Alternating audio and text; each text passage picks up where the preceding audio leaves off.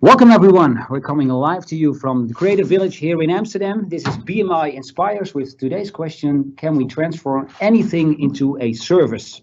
My name is John van Schagen. In daily life, I work for BNR News Radio. Today I'm hosting this session, and for the next 40 to 60 minutes, it's our ambition to inspire you with a lot of new insights. My guests are Patrick van der Pijl. He's the CEO at BMI, and Bob van der Meij, the sales executive at the German company of everphone. And due to Corona, we're all situated in separate rooms. So Patrick and Bob, how are you doing? Very, Very well. Great. feel so safe here. So guys, if you have any questions, and so I mean for all the viewers, of course, if you have any questions, please put them in the chat, and you can already start doing this right now. So Bob, let's start with you, because everphone, I don't think everybody is familiar with this company. Your business model is about phones and tablets as a service. How does it work? Yes. So what as everphone we offer a rental prescription model where we offer a phone with a complete all-in-one service, meaning that we take care of all the processes that you did in the past. We take care of the procurement, the on and offboarding of employees, the logistics, the security management, and most important, the break and fix, because we offer a unlimited break and fix. If a phone breaks, you get a new one. So in general, we just do everything for the companies, and this means that we just optimize all the processes, make it much more easier. It's a lot of hassle normally for companies, and we make it just a little bit more easier. Yeah, and can you tell us a bit more about the problem you solve? Yes, well, we solve a couple of problems, but the two major problems are the complexity of managing smartphones in general. It's very time consuming, and it's also it costs a lot of money if you look at what the time of investment is for the IT department, and so on and so on. And the other one is the amount of smartphones that we have. There was a Bitkom research in Germany, and the figures are that there's like 2 million smartphones sitting in drawers and closets, and of this in companies there's like 40 million in companies just sitting in drawers being a backup, and this is a waste of capital, and it's also a huge e-waste problem that we have. So we solve this by using a rental phone. You don't own the phone anymore. We own it, and we take care of it. Yeah, Patrick, how many old telephones are in your closet at home? Well, in my private home, I think almost 10, but here in our company, similar, I think. Yeah, even a little bit more. I think everybody is familiar with this kind of problems, of course. So Bob, how many phones and tablets are in circulation these days? In general? No, of course not in general, but for everphone, yeah. For everphone, yeah, that's a number that I do know. So just to give you an idea of how fast we grow, we had in 2019 we were at like 16,000 phones, and right now in November, same month, we are at 100,000 phones shipped. So in management, we have around about 85,000 phones. Yeah. And the company was founded in which year? 2016. Yeah. Started as a B2C model, and in 2017 we figured, talking to companies, that this business model is a better fit for B2B market. Yeah, and can you tell us a little bit more about the customers you serve? The customers that we serve are B2B companies, but in a huge variety. Like there's a huge palette, from smaller companies having only maybe 50 devices to really large companies with like over 60,000 devices. So it is really literally everything, because everybody uses a smartphone these days, and smartphones became so important over the past 2 years. Smartphones are literally for personal use. They are the remote of your life, and in the company, a lot of things is done by the smartphones, and I believe that this will be the future anyway, that we do more and more with the smartphones. Yeah, and so what has been the biggest challenge for you till so far? The biggest challenge for everphone is our own growth and success, I think, because you grow so fast, you have like growing pains, and yeah, this is what you have to deal with. It's very normal if you change from a shoe size, let's say shoe size 6 to a shoe size 12, you have to learn and walk, you have to learn how to walk again. So that's kind of like the feeling that you have. But yeah. All right. So Patrick, let's go to you, because this is a typical example, of course, of an as a service model, and there seems to be a lot of buzz around this kind of business model. Where does it come from? Yeah, nowadays, like digital transformation is not just a way to change the technology, but it's the whole way we do business. I remember a few years ago that Michael Anseo, head of the retail bank in Brussels, he said, every company will in the end become a technology company. So such is the case also with the rapid development of as a service business model. So it seems like overnight, this notion of as a service has taken over whole industries from sales to transportation and everything in between. And yeah, it has just gone much further than only software and data. Yeah. So why all the fuss about this anything as a service model? Because is it really different than other tech trends we see? Yeah, you see that the reasons are actually many. So this X as a service, as we call it, XaaS, is much more of a mindset, and it's a kind of a strategy. So what XaaS does is, so to say, is it enables the democratization of infrastructure in almost every possible way. And what do I mean is that anyone then can choose the services that they want with little or no technical skills or knowledge at all. Yeah. So it changes entire business models, and it opens up huge opportunities for companies, for small and large companies. Yeah. And is it also because, let's say, sorry, I didn't get you. Is it also because the audience, the public, we have higher expectations of companies and their products? Yeah, what you typically see is that if I take the phone like everphone, we don't want to spend time on reading all the user manuals and try to figure out what it can do for you. So we would like to make our lives easier as consumers, but also as business consumers. And therefore, we simply don't have time. So we do want that everything is personalized, meaning if I get my phone, especially from everphone, everything is already in there and I don't need to worry about these kind of things. And But you see that in the past, when it's so much more focused on features, then we just have to first figure out what those features are. But if the software element is there, then it can be personalized right away. And then that's the whole notion of creating this as a service model. Yeah, and can you also tell me a little bit more about the benefits of such a model? What does it mean for your customers, for instance? Yeah, so for example, if you look at as a service model, like this has popped up because of this technology change. But what you typically see is, if you take the example again of everphone, if I would launch my company today and I start with 30 people, I'm not looking into a capital expenditure of 30 times acquiring tablets and mobile phones. So it moves away from a capital expenditure or investment into an operational expenditure, and that is very comfortable, especially for businesses.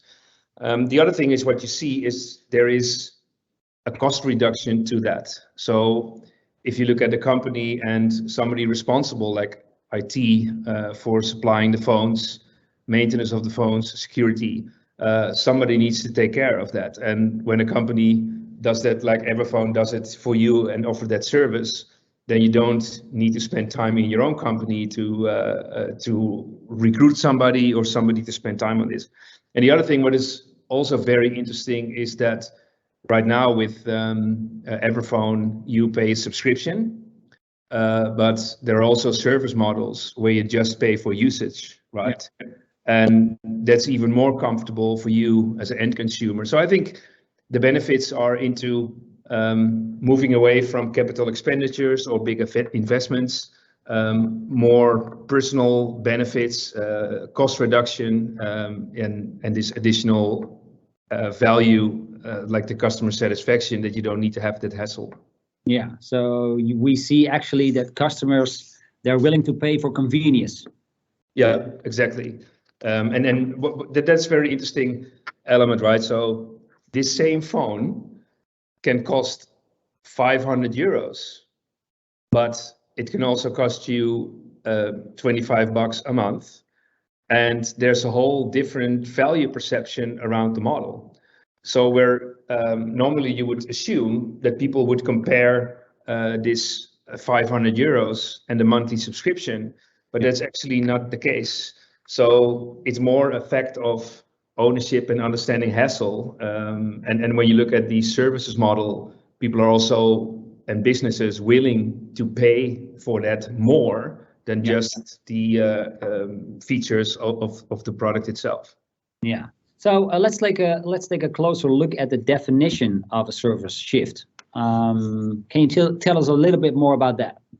Yeah. So when you look at the definition of a services shift, meaning shifting from product to services, then you see that the advantage that services have over products is that the services solve a problem and directly for customers without the hassle of understanding the user manuals or the features and maintenance of products.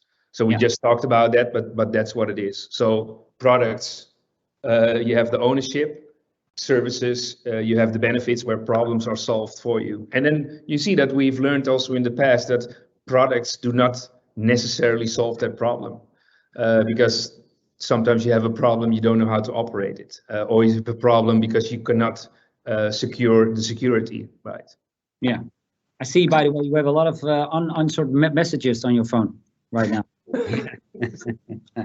So let's go to you, Bob, because we've been listening to what Patrick is saying. Do you recognize some of these stuff? Oh yeah, definitely. I mean, like, what surprises customers in general is that our rental prices are not even that high. You know, the service that you pay, you know, and you divide it by what the phone would cost you to buy it. Sometimes they ask you, like, where is the value for you? Where is your turnover? But what we do is we manage the phones in a complete life cycle. That means that in the end, the phone comes back to us. We refurbish this phone. We do a data wiping, which is all inclusive in the price. And what we do then is we put these next life cycle.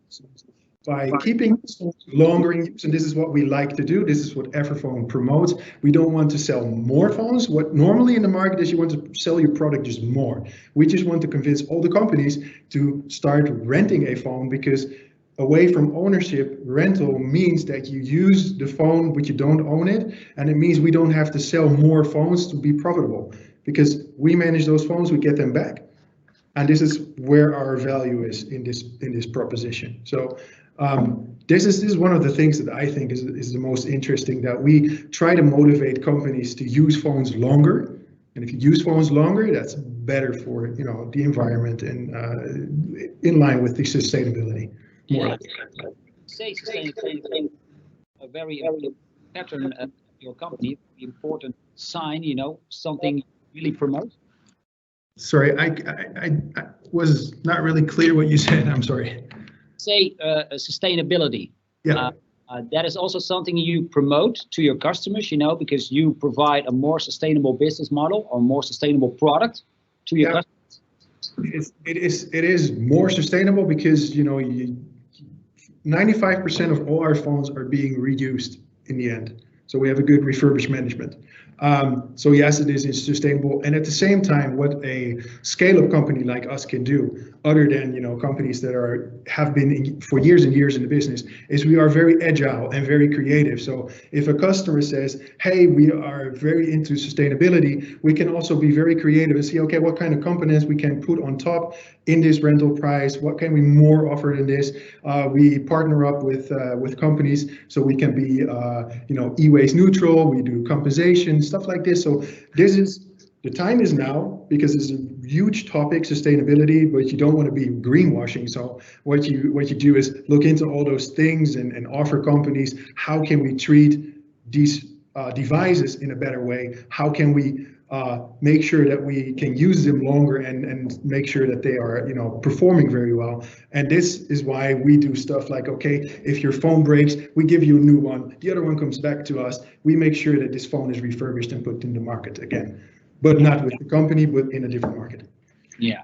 All right. I see what you mean. Patrick, so we actually see this shift from product to service. What are the main differences in these types of business models? Yeah, there's one crucial thing, that the phone, the product, that remains in the system. So it remains in a closed loop, so we say. So if you would normally compare that with a telecom company, then you sell product and then it's in the hands of customers. And right now it remains in a closed loop, so to say. And that reminds me of the founder of Fairphone. He said we should stop acquiring new phones. We should keep them in the system. So that's a crucial thing. But as a result of that, you see that the channels that are operated in a business model is then also a direct channel, because you are in direct contact with your customers. And on this on the relationship, it's also not a transactional relationship, but it's a personal relationship, because you know exactly who your customers are, how they use it, what they use, what kind of phones they have. So that's, of course, also with a mobile phone provider, if you provide these telecom services. But right now, especially the mindset to operate such a model for your clients is a very personal relationship.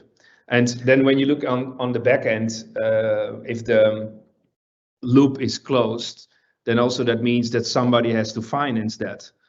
So financing is part of that, because if you don't sell it, it needs to be financed. And also what you see is that there are sometimes design capabilities to design products for a closed loop. For example, if you look at bike as a service, the Dutch company called Swapfiets, they deliberately designed the bike in such a way that they don't break down that often. So yeah, these are the most critical differences if you compare it with a single product business model.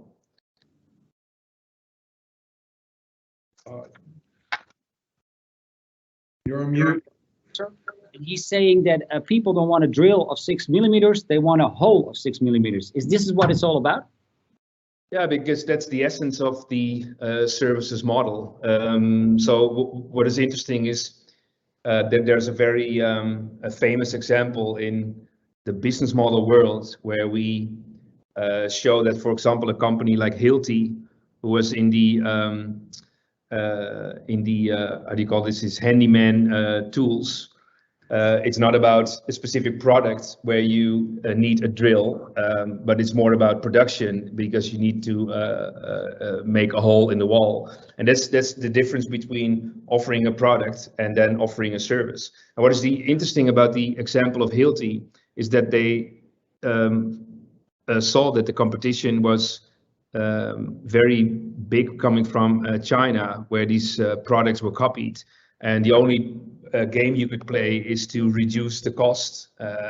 And then they started to look at these construction sites, have conversations with those construction companies, and then they figured out, hey, we better manage their fleet of all their equipment, because that's the problem that they need to solve. So that's pretty much about the drill and the hole. It's about the product and then solving a problem so that companies can be more productive. Yeah. We have some questions from the viewers. Thank you very much for that. One of them is Jasmijn de Groot. Her question is about the mindset of customers. She asks, do you think consumers are ready for not owning a product? Perhaps Bob.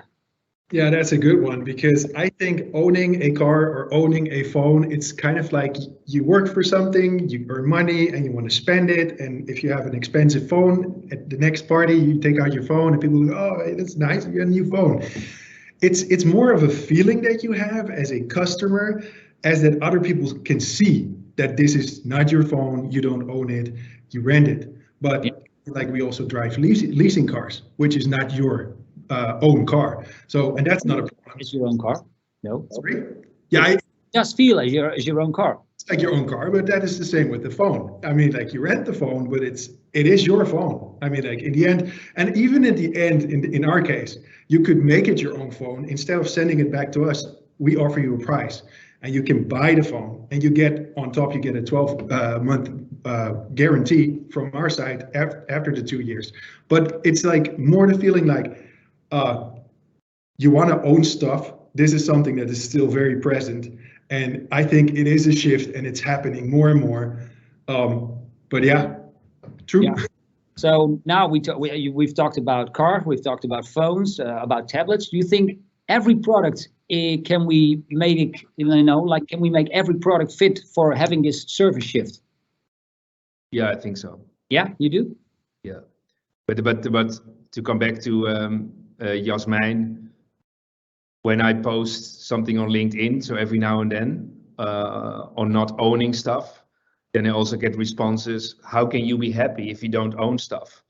So it's a very traditional way of thinking, but think about your most important asset is that you don't own, right?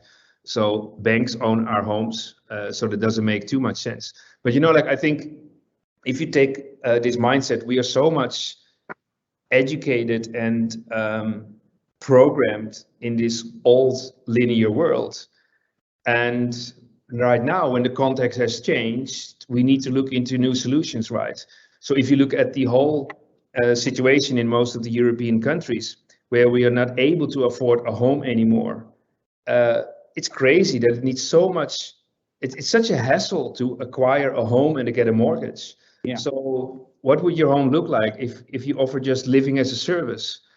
I mean, IKEA is working on furniture as a service. Why do we need to have this big investment and think about furniture if these big furniture companies know exactly how to furnish your specific living room? So I think that looking into that model, there are so many more opportunities that really can solve nowadays problems. Yeah, but we need a different mindset, of course, because it's like what you said. There are a lot of products which I would think, as a service, well, I'd like to own it. And I think a lot of people think that way. But it's interesting because like owning something does cost you also, because I own a house. I have shutters. If the shutter stops working, I need to organize somebody to have it repaired. It costs me a lot of unforeseeable costs that are not included in your service price.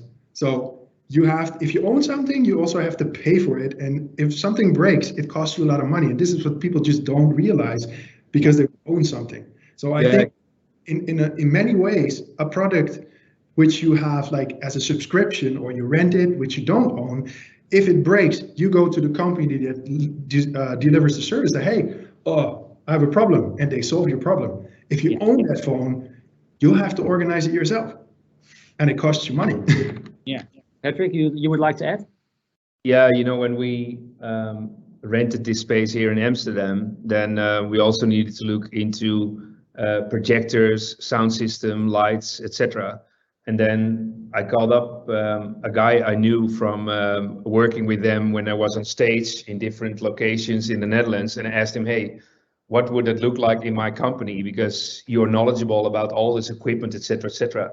And then he came to our office and said, Patrick, let me just take care of this, and I will send you a monthly invoice. And I thought like,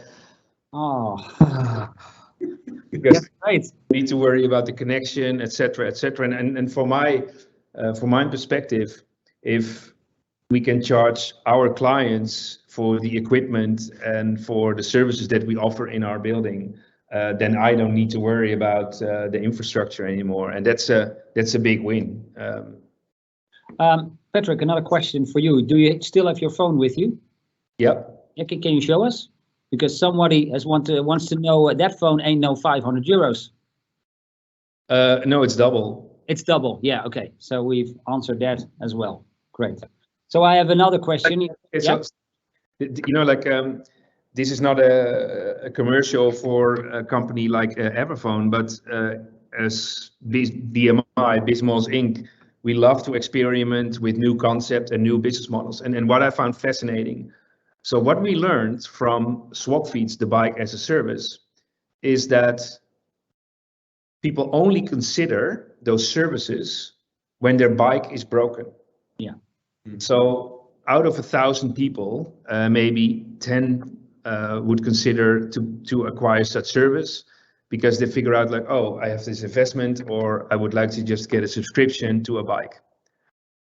What is interesting is what everphone does is they're not waiting for people to when their phone breaks down, but their services, they have learned something from that specific business model like SwapFeeds. And they said, you know, we can just make sure that we can step in at any specific moment in time, because if you give us, for example, like in our company, 30 people explain what is the serial number of their phones, we just acquire the phones according to a catalog price. We put that away in a deposit, and then you start to pay your monthly subscription. So what I found fascinating in that model is that the first business model for SwapFeeds was a little bit broken and was a little bit hard to grow. But right now, then everphone has already improved that model and said, hey, this is what we're going to acquire, and don't worry about that. So therefore, this does not cost me 1,000, it's less, but yeah, it's a subscription model. And therefore also you see that with comparing everphone, they supply multiple brands in their assortment. But for example, SwapFeeds has only one single design. They don't, and they have their own design bike, and they don't run multiple brands, which is a very interesting insight. Yeah, definitely. We have another question from Daniel Duits. There are many brands that are shifting to a service subscription model to lock in value and keep customers longer. That sounds obvious. Can you please tell us more about some of the negative reactions to changing business models by customers? Quera Ring, it's a wearable health and fitness tracker, has got a lot of pushback by their existing and current customers. Perhaps Patrick, I think this is one for you. Well, there are of course a few negatives about these services, because you can start questioning yourself, how many more subscriptions can you take on your income? Because, you know, like when if you look at like business models in the past, you see that there's always a function as an aggregator. For example, if you look now at all the streaming services from Netflix to Disney, then there's a company, your telecom company, who would just put it all together and offer this as a lower price, as a packaged service. So yeah, there's a limit in the number of subscriptions that you can take. And the other thing is, it has to fit and meet the customer needs. For example, if you look at a consumable services model, there's an example from Heineken, for example. Yeah. And if you would get your weekly beer consumption as a subscription, that is not something that has taken off considerably. No. Similar for coffee, like with Nespresso. But on the other hand, if you look at the razor blades with the $1 Shave Club, that one has taken off, and probably there is more value into that compared to the other consumables. So it requires also a very good fit, and that fit is not for each and every product and not for each and every customer. Yeah. What was the name of that fitness app? Quera. Okay, let me look that up. Yeah. So I have another question, and maybe Bob, you can answer this. It's from Jelle. For a lot of consumers or businesses, it's a trade-off between convenience, time and money, versus effort, control, privacy, in my opinion. This business model is relatively often about data personalization. Do you think that the data personalization discussion will influence the growth of these kind of business models? How do you deal with this? With the security of the data? Yeah. Yeah, well, very interesting, because in a lot of situations like now, GDPR compliance is a big topic. And companies, if they hand you a phone, they put their MDM on it and they say, okay, this is your phone, you can use it, and you can also privately use it. A lot of employees have the feeling, now my company is on my phone. I don't really like this. So I have a second phone just to have my private use on my other phone. With everphone, however, we make the connection, we implement this MDM on our phone, and we hand it to the user, the employee, which is completely different because everphone is not interested in data of our employees of a company. But most of all, the MDM is not even able to look on the other side of the wall. So if you see a phone as a space, there's a wall in between, and there's a business side and a private side. It's completely 100% GDPR compliant, which gives you the opportunity to just use one device, private and business. Very important is this also for data of the company, because if you use it privately and use, for instance, WhatsApp or Facebook, you open a whole different world where data can go to. So companies would like to make sure that their data is not going on the other side of the wall, as is the private data, private telephone numbers, apps that you use and everything on the other side. But with us in between, you have like everphone, and there's the company. So, it gives a better feeling. And I completely understand this because, yeah, there's a lot of data, and data breaches are in everyday's news. So it's a very important part. And this is also what we support companies to make sure that, data security is a topic and we take care of it. Yeah. Really important, of course. A question from somebody who is anonymous. Isn't it a model of unburdening? Well, I think it is. And then we have Patrick. I think not owning but being dependent of the service supplier is the biggest fear. For example, Sonos changed their business model and leads to change new conditions, and you must agree for more updates and working of the product. Patrick, can you answer this question? Do you agree with him? Being dependent of the service supplier is the biggest fear? Yeah, I think, of course, right? You see that, I know that from our colleague Kaya, who has a bike as a service. And then she said, that when I instantly need their service and they're so busy that they can only help me after 2 days, then this whole notion of instant service has gone, right? Yeah. So that's one thing. And the thing that you also don't want is that you get more and more locked in their system, that at some point there's no way to get out of the system anymore. And I think that there's also a how to call it, like a must or a stress from the company itself, is you have to come up with additional quality improvements every single time, because why would people then stay in the system? Because they get used to these service levels. So that's a real that's very different from if you compare to acquiring a specific product and then being owner for the next few years. Yeah. So actually, what you are saying is that a great customer experience, that's one of the key values of this business model. Yeah, and it has to improve every time, because otherwise, why would people then stick with your product or with your service? Yeah. So Bob, how does it work at everphone? Suppose, let's say after a week or two, my phone says no, I dropped him in the shower or something like that. Yeah. What happens then? How do you take care of that? It's super easy because we have a portal, and employees have access to this portal, their personal hub, their environment. They go into this portal, they click, I have a phone damage, it needs to be exchanged. Click 1. Click 2 is, where does it need to be sent to? We don't need to know why the phone broke. If you were in a party, you dropped it off the balcony, you left it on the roof of your car. We don't really care. We will send you a new, no. We will send you. Is there some scam involved with that, or? Oh, that's an interesting question, because we get this a lot, because it could be like this. There was one customer that asked me the same question, and it was like, okay, so what could happen is you have an iPhone 12 and your partner has an iPhone 12, and the iPhone 12 of the partner breaks. Yeah. I could just go click and send a new iPhone, right? But all the phones have an identifying number, the so-called EMI number.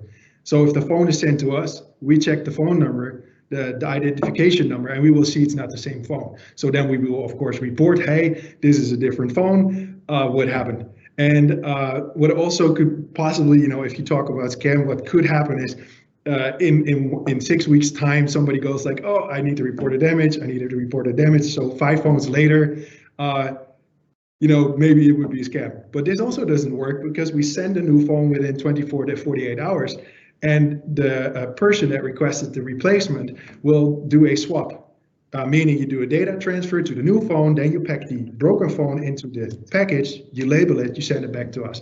And you have 3 weeks time for this. So if we don't get the phone back by 3 weeks, we will start asking where the phone is. If the employee doesn't come up with the phone is paid through your salary in the end, through the company. So there's always a way to get the money back, and then we are pretty fair. So if the phone is like 18 months old, we only charge for the residual value. So we don't charge you for a new phone, only the residual value, which is very customer friendly.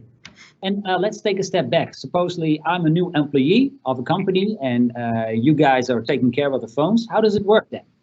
Okay, so if you're new to the company, HR reports you as a new employee.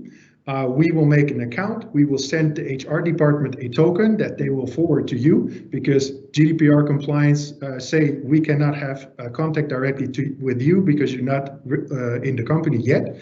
You will get the token, and with this token you can go into the portal. So you get a welcome email. It's like, hey, congratulations with your new position and your new adventure. Here is your token. You can order your own new phone. Meaning you can go into the portal, and depending on the renting model, we try to push choose your own device. That means like there's a standard model, so there's a budget of the company which is fixed, and every model that we put in that portal in agreement with the company is you can order by co-payment, which means if you want to have a nicer phone than let's say, iPhone or a Samsung standard phone, you can order a higher premium model, and you just pay a little bit per month on top of your salary. In the Netherlands, it's of your net salary. In Germany, it's of your gross salary. So yeah, a little bit more convenient. I see what you mean. Jasmijn de Groot has another question for you. Why is everphone not interested in the data of your users? Isn't it a way to improve your product? Sounds like a fair question. Oh, that's a good one. Yeah, that's a good one. In the way of use and how many times the phone breaks, and yeah, that's of course that's interesting because the way the phones are used, correct. But also then there's a GDPR ruling on everything, right? So you have to be GDPR compliant, and you can't just do everything you want. So no, I would say no. No. But there's interest in, because we have so many different customers. And if you talk damage, for instance, which we have to calculate, it's very interesting to know if you have a logistics company, people are outside, or a delivery company, those phones will probably break more often. As a law firm company where you have like carpet and the phone drops, it doesn't break that often. So there's numbers that are interesting, and it's also interesting to know, how many employees do leave the company, the fluctuation of those kinds of numbers are, of course, but we will get them because we own the phones. Yeah, I see what you mean. Patrick, let's get back to you, because your book, Business Model Shift, you describe 6 patterns of a service shift. Can you name them for me? Yeah, so what we learned is when you dive into that models, then you see that there are different services business models. And I think it's good that you realize what those are, because sometimes it's confusing. So the first one that we identified is the product with services on top. For example, if you buy a BMW car, you get like services on top. You either pay for that or you don't, but that is the product plus services model. The other one that we talked about is consumables. So consumables is a subscription to products that are sent to your home and that you consume. It's either the $1 shave club or the beer that is not that profitable for the company itself. That's number 2. If you look at number 3, it's the services subscription, and it's more for utilities, right? So for water, electricity, it's a service level that you get, and you pay a monthly fee. The fourth one we identified is, we call them information goods or services. And this is like, for example, Spotify or Netflix. It's just a digital service. Another one is rental or lease. So it's lease back. So if you look at these big airplanes that you just buy and lease back. And then you have the managed services. For example, if you look at your professional copier machine, then there is a contract, and that is also including services based on usage that you have. Yeah, I think what you mean. And maybe the next question is also for you, because this is a really interesting one. The examples given are about products as a service. Less tangible services like privacy as a service or information security as a service are seen now. Are these non-tangible services also fit for the as a services model? Yeah, of course. If you look at that one, it's more like the either utility or information goods, but it's kind of different because, for example, it solves the problem right away. So for example, if you look at security as a service, it's very logical that you don't buy security on Monday and on Tuesday you're out of security. So those products actually more have a service character, if you would look at it like that. Yeah, all right. Bob, how do you look at that? What's your view? Yeah. I would say there are some stuff that you can, offer as a service without being a product, of course. Yes, because service in the dictionary is an action to help or doing work for somebody. So I definitely think that a service can be something which is not, where there's no product involved. I do, yeah, because the word itself already tells you so. And in the end, of course, the whole process must be as easy as possible. Do we have any examples for us to show this? From the everphone side? Absolutely. Yeah, well, what we noticed is in the whole process of developing, our concept, there's a lot of things that are very complex, and it costs a lot of time for companies to, handle and manage everything. So we try to keep it as simple as possible, which means, for instance, when the phone breaks, we don't ask you why is the phone broken. We don't have to ask the security company that we work with if we can exchange it. We don't have to ask the OEMs, the warranty if it's the warranty problem. We just go like, no, we take care of this. You don't have to ask those questions anymore. We just bundle this. We take care of it, and so we simplify everything. So keeping things simple is what people want. Everybody's used to on demand. I want something now by one click. So this is what we try to mimic in our service. One-stop shop. Yeah, Patrick? Yeah, so I wanted to make the shift personally to a electric car, right? So I took my son to pick up the car, and I spent a lot of time signing contracts, etc., etc. So he said, "Daddy, what you doing? Because it takes so much time. You can the car is there. Here are the keys." So what's interesting is that if you acquire a car, then either if you lease it or buy it, you just have to pay for it. You have to register it. You have to insure it. You have to get access to the road. So you need to have this official permit and a license plate. So it's something that the three of us are used to, but our brains are wired like that. But this young generation, they think like, what do you mean? Because you have a car and you could just drive. So it is such a big hassle that we're used to. And it was the same thing that when my son, when he wanted to watch a television show, and then he said, I can't find it. I said, what do you mean? Yeah, it's not on Netflix. Yeah. So these guys are wired for Netflix. They don't understand that there is a weekly schedule at 8 o'clock in the linear TV channel that is just broadcasting the same show every single week. Yeah. I mean, you and I are born and raised like that, but they don't understand. So I think this simplification, it's continued to happen as technology improves. So therefore we can expect many more models. And then what I like is, You know, like I assumed, for example, that companies like T-Mobile or KPN, like Dutch telco providers, would step in that game, right, to offer these kind of products as a service. But we've learned in the past, or in the past few years, that it's super hard because these companies are also not wired to deliver these kind of services because they are addicted to their current business model. They cannot change all overnight because they already have a hard time to finance their own company and services, notwithstanding the fact that you just need to finance the whole closed loop system. And then they're used to make things complicated, and that's also a different thing. But Bob, that's an interesting thing you said about, everybody has specialties and expertise in a certain field. And in this case, T-Mobile, KPN, also we do this. You need to partner up with somebody that is really good at something. Why do you need to, learn things by yourself and set things up yourself if you can partner up with somebody? This is also what we, for instance, do.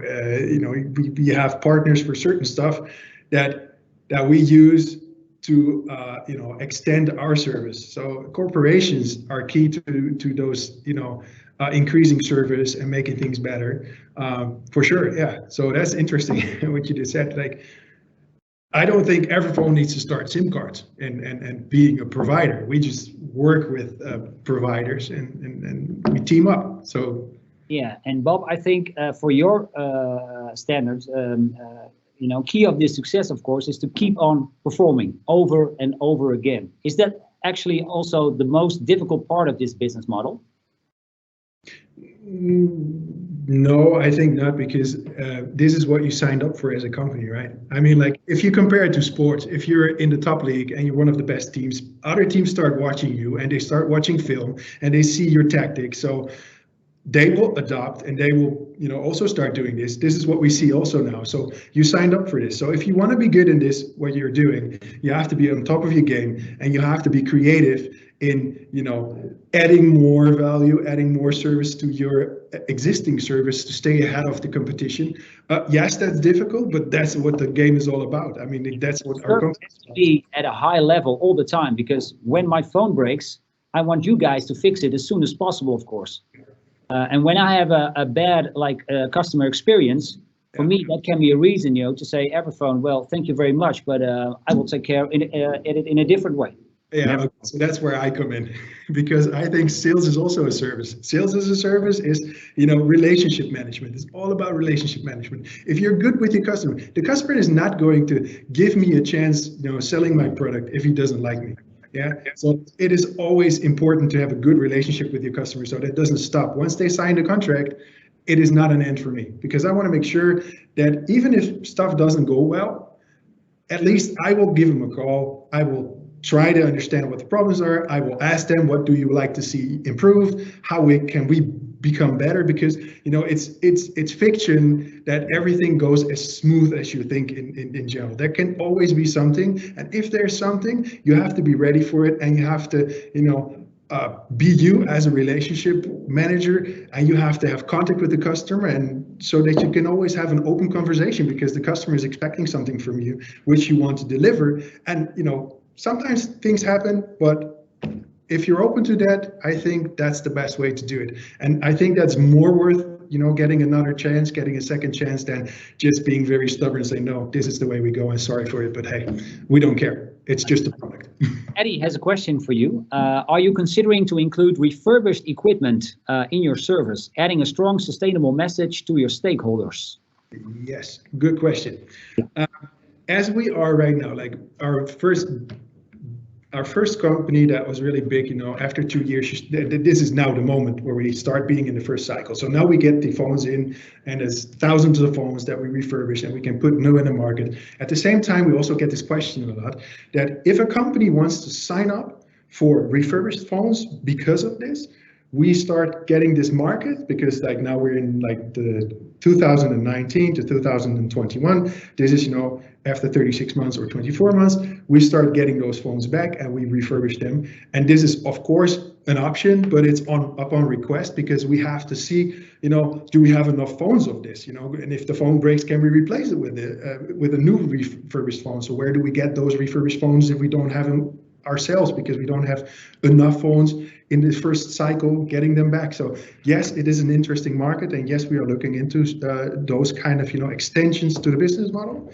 But yeah, that's after 2 years, after 3 years, more phones come in, but it is a market, yes, for sure, and it's a good question. Okay, Andy also has a question. I think it's for you, Patrick.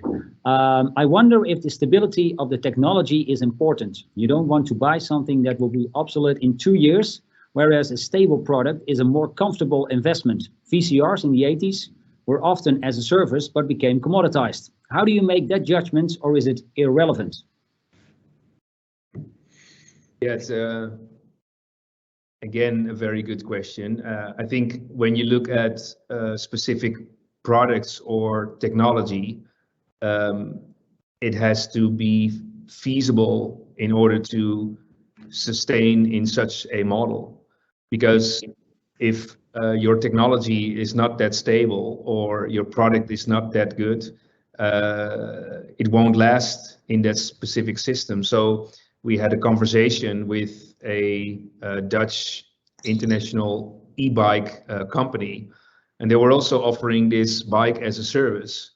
And they said, if they learned that their high-end products were more suitable for such a system to operate in, but their lower end was not so suitable because they had more failures, etc. So I think you could argue, or you could say that the technology has to be in the best shape, because otherwise it will not support such a sustainable business model.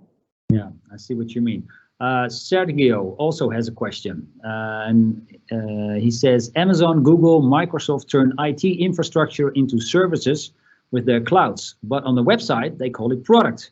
From the marketing viewpoint, why they prefer a product? Why some other companies talk about services? Is there a rationale behind? Maybe Bob, you would like to answer that, or Patrick? That is a difficult one. So as a matter of speaking, I would say I don't know. Maybe this is the one because people still want to own something and have a product instead of a service. Maybe that's the word product. You still have something in hand which is not graspable. You cannot touch it. A software as a service, cloud based is something you cannot touch, but it's still a product. So maybe it's just the word that does something psychological to people, buying a product still. Yeah, maybe. All right. Patrick? Yeah, I agree with Bob because the media company NEP Media, with whom we were talking also in our Dutch podcast, what they can offer is all these big trucks that go for a Champions League game to do the capturing of the event. They can just leave the trucks at home and do that over the cloud. But then these clients are like, hey, where's the truck? I mean, what do I buy? And they value the physical element of that service or product very different from the digital one. So that's still an issue. So I think one of the key reasons. Just a showcase. It doesn't do anything anymore. Yeah, exactly. Yeah. Hey, and Bob, Jasmijn, she wants to know what will be the next step or next innovation for everphone? Ooh, the next innovation. Yeah, Would you like to add more products to your? Yeah, we've been asked this if we want to add more products to our system, but what we do services like upon request. We also offer laptops and stuff. But what we don't want to do, we don't do complete workspaces because we have a different belief. Looking at smartphones, they get literally smarter every year. So you can do more with this, and there's good examples like Samsung DeX. You just plug it to your monitor, you Bluetooth wise, you add a keyboard and a mouse, and you can work. There's other companies like Zebra and Honeywell which are used as scanners in logistics. You can also, they are shifting from scanner to scanner phone, and as a phone you can plug it into a docking station and you can work on your orders and send out emails. So what we strongly believe right now is that the development of the smartphones in the future, they will have a huge part in the way we work. I think that looking now in this shift of the last 2 years, mobility is very, very important. People working from home. You see that PCs and desktops are very old school. A lot of companies already moved to laptops, but laptops are also complex and they're really expensive. And now you can do so many things with a phone because everything is cloud-based. So nothing has to be on your laptop anymore. So looking at how the laptop should perform or smartphone can almost do everything the same as a laptop. So there is a challenge. I think that in everphone, the next move will be that we will move away from laptops and only use our everphones and tablets in the future. Yeah, that's what I think. So adding more products is maybe stuff like accessories, maybe what we already do, keyboards, pens, and stuff like this. Yeah, but. All right, great. We have a couple of more questions, and it's almost 5 o'clock now. Koen Grever, he wants to know that the conversation started with lofty goals around sustainability and reduction of e-waste, but shifted to convenience and services as a business. How can we keep sustainability on top? Yeah, Bob, is there something you would like to say about that? Sustainability is one of the most highly appreciated values of this business model. Well, it's one of the two, right? I mean, convenience is one, sustainability is the other. And if we could manage and convince, with this BMI Inspires, if we get companies inspired to move away from buying a product, buying a phone or leasing it, we can make sure that if everybody goes everphone, that we reduce the amount of phones. One, because you can use it for private use. You already reduce the amount of phones by 50%. We put it in minimum a next life cycle, so this is also reducement of the phone. So in general, what everyone is trying to push is reduce the amount of phones produced, which is good for the planet, which is good for sustainability. Of course, devices, phones, the way they are produced, Fairphone is a really good example for this, that they are doing a better job on this. But in general, a lot of other companies have a lot to learn. So I don't think, you can't say that a device like a phone is sustainable, but the way you treat it can be sustainable. Yeah. So that's a topic, and that's where we are trying to grow in and get better every year, but instantly, constantly. That's what we try to do. Yeah. Right. Patrick, we learned in research, when we research these business models, that customer value and sustainability goes hand in hand. So there's no way that people are interested in sustainability if it doesn't deliver any customer value. Yeah. That's a good thing to add. The next question, I think it's the final one from Daniel Tuits, is also for you, Patrick. From your experience, how can you educate businesses to move away from their existing business model to a service model? Yeah, educate. I think the first thing is there has to be a strong pain that they're losing a market value or market share. They are stuck to their current model. And for example, take media companies where they, for example, like NLP Media, what they experience with their hardware is that they have a hard time to rent this out. So there's really a pain in their current model. So you can educate them, but first, they need to understand that there is a strong need. Then when you educate them, we learned that there are 6 things that they find that is truly important in order to make that shift. So one of them is you have to adopt a service mindset. If you think, okay, this is a product, get rid of it, I don't want to deliver any service, that's something that you have to educate teams and people to run that. The other thing is the focus on the job to be done. You have to understand what customer problems are. So you have to open your eyes and ears and look the customers in your eyes. Financing your assets, that's what we talked about. So it's something to educate and figure out. Then the engagement with clients to keep on building that relationship. And about partnership. So what Bob also said, why would you try to reinvent the wheel, do everything yourself, find partners who can provide you these kind of services. And this notion that you talked about, John, this renew, is to renew every single time. And on the one hand, it sounds hard, but if you have that access to your customers, they will come with those questions, similar like those refurbished phones. when you have that access and you are open to that source of information, then it will be served on your plate. Yeah, and of course, no guts, no glory. Yeah, Yeah. for sure. Yeah. Sure. Yeah, we have to do so because viewers might be thinking now, you know, this kind of shift, it might be too big for our business, you know, it can destroy our current business. Yeah, that's for sure. So there is this notion of cannibalization of your current business. But what Bob said, you better do this yourself, because there are eyes and ears in the market. They will copy you and they will do a better performance. So you better do this yourselves instead of letting the others take over your market share. Yeah.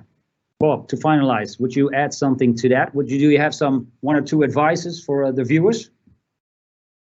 If you want to shift with your product to a service, yeah. Well, I think really important in this one is that you identify the pains and the struggles that your customer have. Like, what is the inconvenience that you could help them with? So if you understand where you can help with, what you can service with, then you can shift your business model to a service model. Because in the service models in general, you are solving problems of your customer. So if you know what problems you can solve and how you can solve them at best, that's where you can shift. That's what I think. Right. Thank you very much. Bob van der Meij, the sales executive at the German company of Everphone, and of course, Patrick van der Pijl, the CEO of over here at BMI. You can also follow us, of course, on LinkedIn, Business Models Inc. for continuous inspiration. Thank you for joining us. My name is Sean van Schagen. I wish you all the best with shifting your organization into a as-a-service model. And we hope to see you next time. Bye-bye.